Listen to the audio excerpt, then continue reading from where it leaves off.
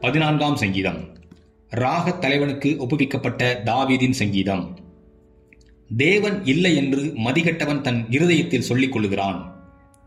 அவர்கள் தங்களை கெடுத்து அருவருப்பான கிரியைகளை செய்து வருகிறார்கள். நன்மை செய்கிறவன் ஒருவனும் இல்லை.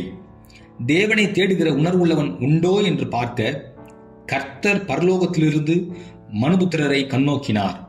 எல்லாரும் வழிவிலகி ஏகமாய் கெட்டுப் போனார்கள். நன்மை செய்கிறவன் இல்லை, ஒருவனாகிலும் இல்லை. அக்கிரமக்காரரில் ஒருவனுக்கும் அறிவு இல்லையோ? அப்பத்தை பட்சிக்கிறது போல என் ஜனத்தை பட்சிக்கிறார்களே.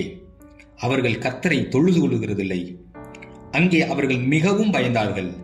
தேவன் நீதிமானுடைய சந்ததியோட இருக்கிறாரே. சிறுமைப்பட்டவனுக்கு கர்த்தர் அடைக்கலமாயிருக்கிறார் என்று சொல்லி நீங்கள் அவனுடைய ஆலோசனையை அலட்சியம் பண்ணினீர்கள்.